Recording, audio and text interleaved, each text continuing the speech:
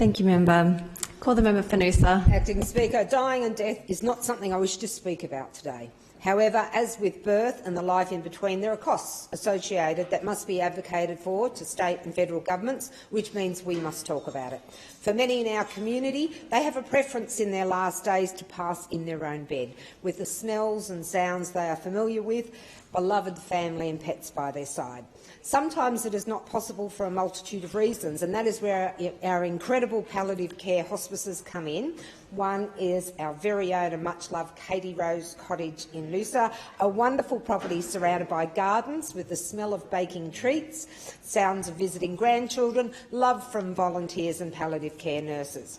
I have fought for Katie Rose on many fronts successfully. However, I am now fighting for a sustainable funding model for them and all hospices in Queensland. These facilities are an essential component of our palliative care.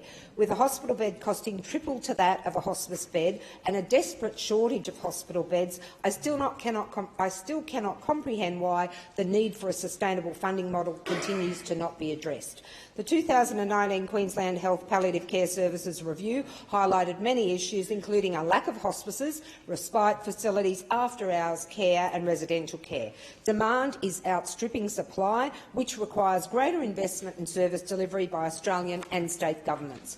There remain insufficient resources, even with the extra $17 million allocated by the Queensland Government, to allow Queenslanders choice to die at home or to access hospice facilities at end of life.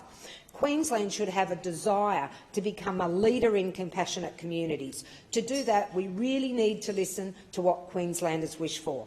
That requires hospices, such as Katie Rose, to be funded more than the current 20% of nursing costs. That's it. The rest is community-born. And coming up, we've got further increases in nursing and still COVID-related requirements.